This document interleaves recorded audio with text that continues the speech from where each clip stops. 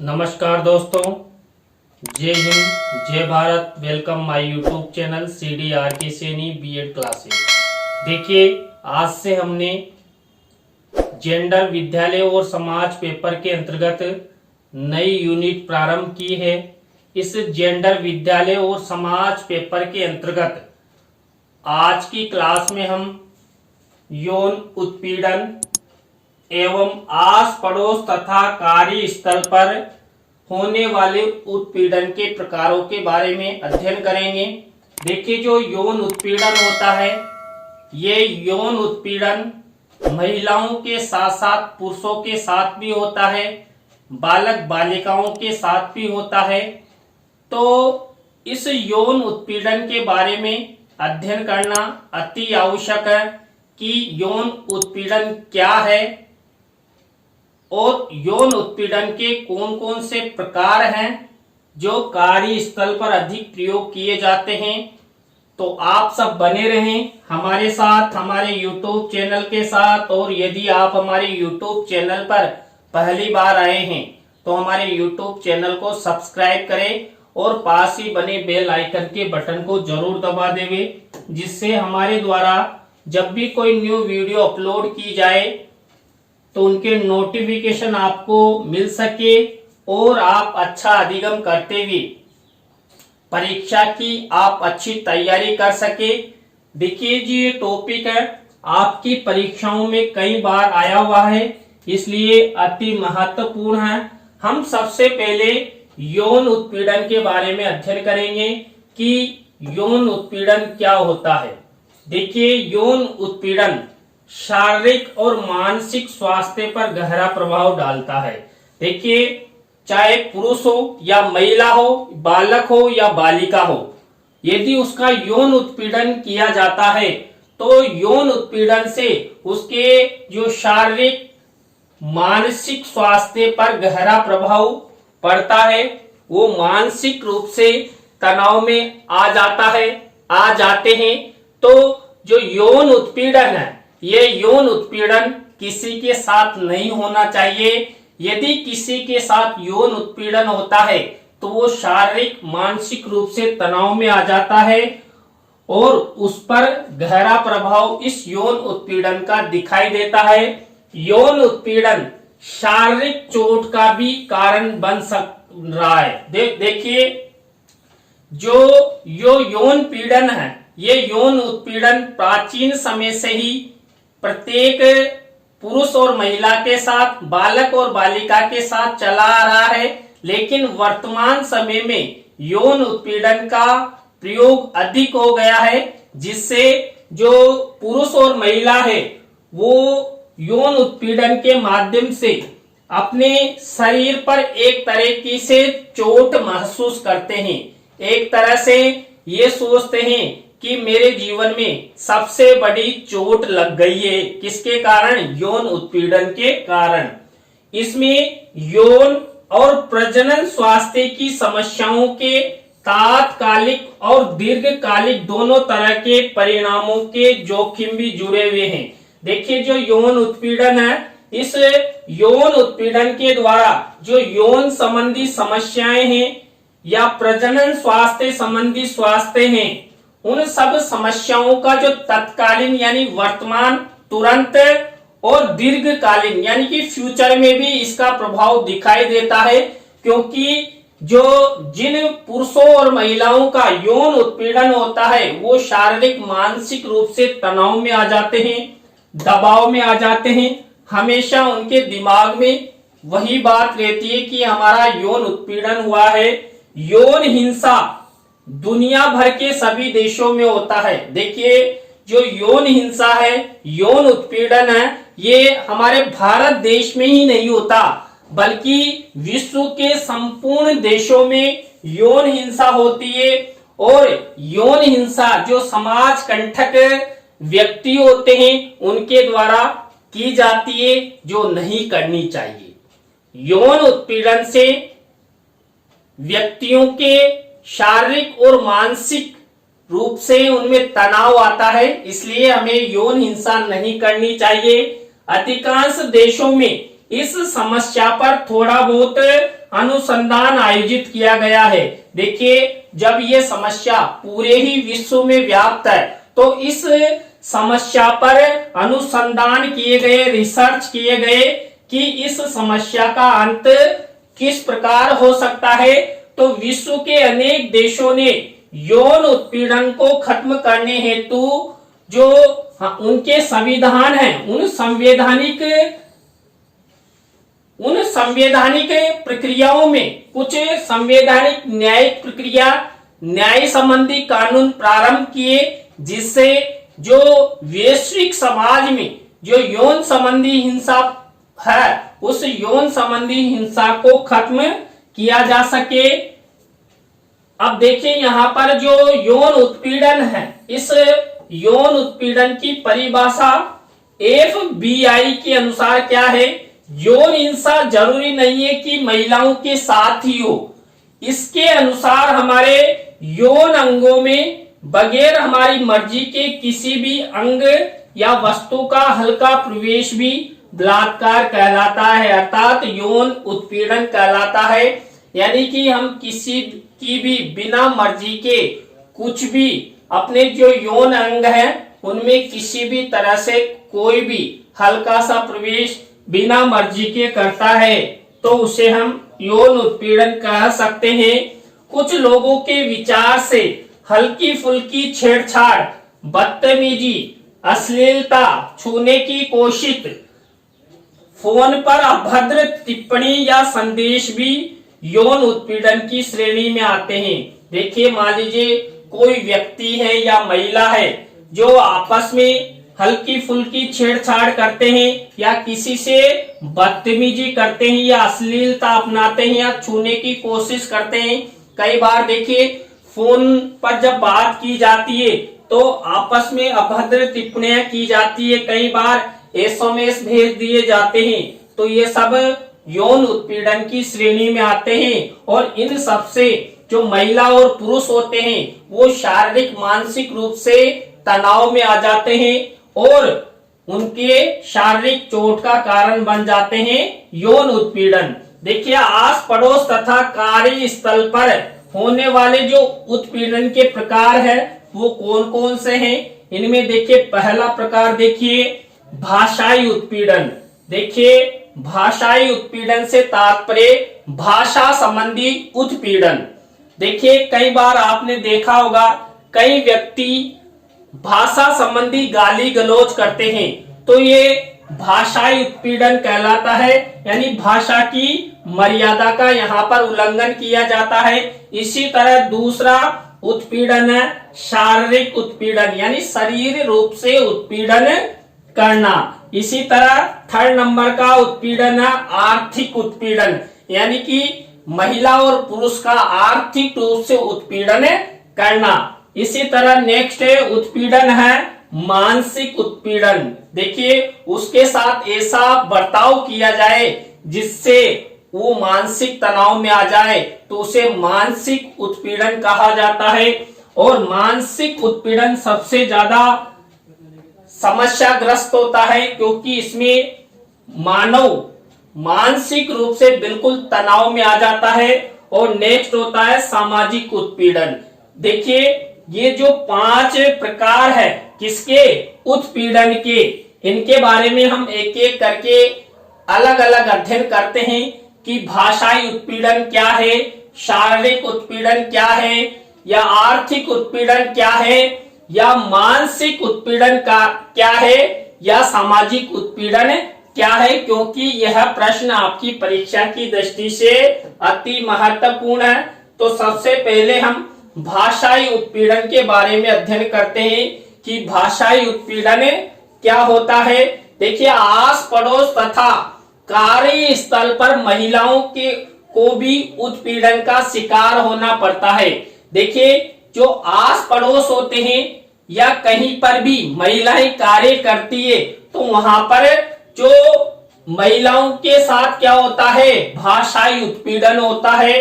देखिए, भाषाई उत्पीड़न के तहत उन्हें अभद्र शब्दावली उनके प्रति प्रयोग में ली जाती है, गाली गलौज किया जाता है, हीनता सूचक संबोधनों से सूचित किया जाता है या उनके वस्त्र आदि पर टीका टिप्पणी की जाती है।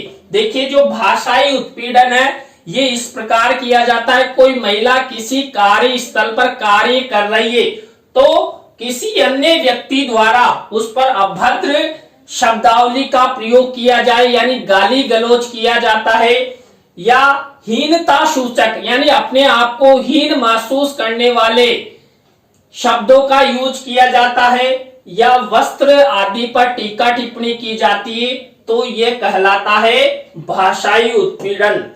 कार्य स्थल पर महिलाओं को उनके लिंग आदि के कारण हीनता सूचक भाषाओं का सामना करना पड़ता है। देखिए, कार्य स्थल पर महिला और पुरुष दोनों ही कार्य करते हैं, लेकिन हमारे वैश्विक समाज में आप सबको पता है लैंगिक भेदभाव, लैंगिक असमानता प्रचलित है। तो कार्य स्थल पर जब महिलाएं कार्य करती है तो वहां पर महिलाओं के साथ जो भाषाई उत्पीड़न है, ये भाषाई उत्पीड़न है उनकी लिंग के आधार पर कि वो महिलाएं हैं तो इस आधार पर उनका उत्पीड़न किया जाता है, उन्हें परेशान किया जाता है, उन पर टीका टिप्पणी की जाती है। इसी तरह देखिए, दूसरा जो प्रकार है ये है शारीरिक उत्पीड़न। शारीरिक उत्पीड़न क्या होता है इसके बारे में हम अध्ययन करते हैं। आस पड़ोस के वातावरण में स्थित कुछ अराजक तत्व यानी समाज कंटक महिलाओं और छोटी बच्चियों के साथ शारीरिक उत्पीड़न करते हैं, यानी कि उनको शारीरिक रूप से परेशान करते हैं। तो यहाँ पर जो समाज के अराजक तत्व हैं या जो समाज कंटक लोग होते हैं ये छोटी बच्चियों और महिलाओं के साथ शारीरिक उत्पीड़न करते हैं। वे क्या करते हैं, जो महिलाएं और छोटी बच्चियां होती है उनके निजी अंगों को छूने की कोशिश करते हैं, उन पर टिप्पणी करते हैं और उनका शारीरिक शोषण करते हैं। तो ये होता है शारीरिक उत्पीड़न। और शारीरिक उत्पीड़न होने से देखिए महिलाएं शारीरिक और मानसिक रूप से तनाव में आ जाती है और वो अपने आप में जो फ्यूचर कृत शारीरिक चोट अपने आप को वो महसूस करने लग जाती है। इसी प्रकार जो कार्यस्थल होता है, इस कार्यस्थल पर जो महिलाओं के साथ जो पुरुष सहकर्मी होते हैं तथा उच्च पदों पर जो आसीन व्यक्ति होते हैं उनके द्वारा ये शारीरिक उत्पीड़न की जाती है या शारीरिक मांग की जाती है। तो ये समाज के लिए अच्छा नहीं है। शारीरिक उत्पीड़न करना समाज, राज्य और राष्ट्र के लिए बहुत ही नुकसानदायक है। क्यों? क्योंकि इससे जो महिलाएं हैं वो मानसिक तनाव में आ जाती है और वो अपने आप को समाज से हीन समझने लग जाती है। महिलाओं को उनकी अश्लील फोटो, एमएमएस आदि बनाकर उत्पीड़ित किया जाता है। देखिए, कई बार कई अराजक तत्व या समाज कंटक लोग ऐसे होते हैं जो महिलाओं का एमएमएस बना लेते हैं, वीडियो बना लेते हैं और उन्हें दबाव में लिया जाता है, उन्हें मानसिक रूप से परेशान किया जाता है। तो यहाँ पर ये शारीरिक उत्पीड़न है। इसी तरह जो हमारा नेक्स्ट प्रकार है आर्थिक उत्पीड़न। देखिए, आर्थिक उत्पीड़न होता है आर्थिक रूप से महिलाओं का उत्पीड़न करना। आर्थिक उत्पीड़न के तहत जो आस पड़ोस होते हैं या कार्यस्थल पर जो महिलाएं कार्य करती है उनके साथ ये आर्थिक उत्पीड़न किया जाता है। आर्थिक उत्पीड़न क्या होता है? जैसे समान कार्य हेतु समान वेतन नहीं मिलना, ये आर्थिक उत्पीड़न कहलाता है। किसी महिला या पुरुष से बेगार करवाना यानी कि मुफ्त में विदाउट पैसे के कार्य कराना बेगार कहलाता है। तो बेगार कराना भी एक उत्पीड़न है। असम्मानजनक कार्यों में लगाना, कई बार क्या होते हैं कई ऐसे पुरुष और महिलाएं जो उनको असम्मानजनक कार्यों में लगा दिया जाता है। तो असम्मानजनक कार्यों में लगाना भी एक तरह से आर्थिक उत्पीड़न है। कार्य की समुचित दशाएं ना मिलना, देखिए कई बार क्या होता है, जो महिलाओं की दशाएं हैं, पुरुषों की दशाएं हैं यानी क्षमताएं हैं, उनके अनुसार उन्हें कार्य नहीं मिल पाता और उनसे कई तरह से उत्पीड़ित किया जाता है। पुरुषों की अपेक्षा उनके कार्य को कम सम्मान और महत्व देना। देखिए कई बार क्या होता है, जो कार्यस्थल पर या आस पड़ोस में किसी भी प्रकार का कोई कार्य किया जाता है तो पुरुषों की अपेक्षा महिलाओं के कार्य को कम महत्व दिया जाता है, और कम महत्व दिया जाएगा तो महिलाएं मानसिक रूप से तनाव में आ जाएगी। तो एक तरह से पुरुषों की अपेक्षा महिलाओं के कार्य को कम महत्व देना भी आर्थिक उत्पीड़न कहलाता है। अब अगला नेक्स्ट उत्पीड़न का प्रकार देखिए, मानसिक उत्पीड़न। देखिए मानसिक उत्पीड़न क्या होता है, मानसिक उत्पीड़न के तहत महिलाओं को आस पड़ोस तथा उनके कार्य स्थल पर मानसिक रूप से उत्पीड़न का शिकार होना पड़ता है। मानसिक उत्पीड़न के अंतर्गत महिलाओं के साथ उनकी गरिमा के विरुद्ध कार्यों का संपादन, उनके ऊपर मानसिक दबाव बनाना इत्यादि आता है। देखिए जो महिलाओं का मानसिक उत्पीड़न किया जाता है या पुरुषों का मानसिक उत्पीड़न किया जाता है तो वहां पर उन पुरुषों और महिलाओं के साथ उनकी गरिमा के विरुद्ध जो कार्य हैं उनका संपादन किया जाता है, उन पर दबाव डाला जाता है कि आपको ये कार्य करना होगा। तो दबाव के चलते कई बार कई महिला और पुरुष तनाव में आ जाते हैं, तो वो तनाव में आना ही क्या है, मानसिक उत्पीड़न। आस पड़ोस में जैसे ही महिलाएं निकलती है उन्हें सदैव ये भी डर रहता है कि उनके साथ कुछ अभद्र या असंभावित घटना घट सकती है। तो देखिए मन में इस तरह का डर बना रहेगा कि समाज में जब मैं बाहर निकलूंगी तो मेरे साथ कुछ भी घटना घटित हो सकती है। तो महिलाएं हमेशा तनाव में रहती है। तो यहाँ पर मानसिक उत्पीड़न से बचने हेतु तो महिलाओं को उचित सुरक्षा प्रदान की जानी चाहिए, जिससे महिलाओं में किसी भी प्रकार का डर नहीं रहे, किसी भी तरह का तनाव उनमें ना हो। इसी प्रकार कार्यस्थल पर भी वे मानसिक दबाव को झेलती है, जिस कारण भी अपनी प्रतिभा और शक्तियों का समुचित विकास नहीं कर पाती। देखिए चाहे पुरुष हो या महिला, सब में अपनी अपनी प्रतिभा होती है, सब में क्या होता है, अपनी अपनी शक्तियां होती है। उन प्रतिभाओं और शक्तियों का समुचित प्रयोग करना प्रत्येक नागरिक का मूलभूत अधिकार है। लेकिन मानसिक उत्पीड़न के चलते कई पुरुष कई महिलाएं अपनी प्रतिभा और शक्तियों का प्रयोग नहीं कर पाते, क्योंकि उनके मन में डर बना रहता है। जो उनकी इच्छा होती है वो स्वतंत्रता पूर्वक कार्य नहीं कर पाते हैं। इसी तरह हमारे 5वें नंबर का उत्पीड़न है सामाजिक उत्पीड़न, यानी समाज द्वारा उत्पीड़ित करना। देखिए सबसे ज्यादा उत्पीड़न समाज द्वारा किया जाता है, क्योंकि समाज में ही अराजक तत्व उत्पन्न होते हैं। जो समाज कंटक लोग हैं वो महिला और पुरुषों के साथ सामाजिक उत्पीड़न करते हैं। आस पड़ोस तथा कार्य स्तर पर होने वाले उत्पीड़न के द्वारा महिलाओं को सामाजिक सम्मान तथा अपेक्षाओं का शिकार होना पड़ता है। देखिए कई बार कई कार्यस्थलों पर जब समाज में महिलाएं कार्य करने जाती है तो वहां पर उन्हें जो सम्मान मिलना चाहिए वो सम्मान नहीं मिल पाता, और सम्मान नहीं मिलने के कारण उनमें जो महिलाएं हैं उनमें मानसिक तनाव आ जाता है। महिलाएं उपेक्षा का शिकार हो जाती है, जिससे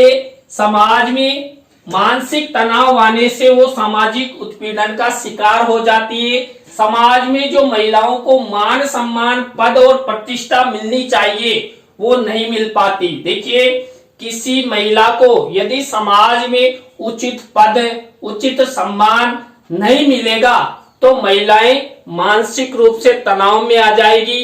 तो यहाँ पर मानसिक रूप से जब तनाव में आएगी तो अपने आप ही महिलाएं अपने आप को कमजोर समझने लगेगी और महिलाओं में हमेशा डर बने रहेगा।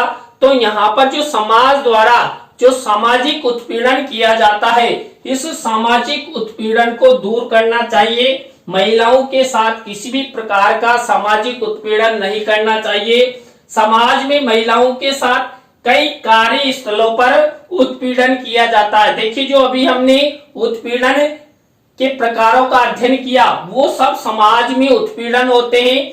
और समाज में जो उत्पीड़न है वो कौन करते हैं? सामाजिक लोग करते हैं। जो सामाजिक अराजक तत्व होते हैं वो सब महिलाओं के साथ इस तरह का व्यवहार करते हैं और इस तरह का व्यवहार ही उत्पीड़न का कारण होता है। तो आज की क्लास में हमने यौन उत्पीड़न एवं आस पड़ोस तथा कार्यस्थल पर होने वाले उत्पीड़न के प्रकारों के बारे में अध्ययन किया। आज की क्लास आपको कैसी लगी कमेंट्स में हमें जरूर बताएं। अच्छी लगी हो तो लाइक करें, कमेंट्स करें और शेयर जरूर करें दोस्तों। इसी तरह नए टॉपिक के साथ हम आपसे फिर मिलेंगे CDRK Saini BEd classes YouTube channel पर। आप सब हमारी लाइव क्लास के अंत तक जुड़े रहे, इसलिए आप सबको बहुत बहुत धन्यवाद। जय हिंद, जय भारत, राम राम।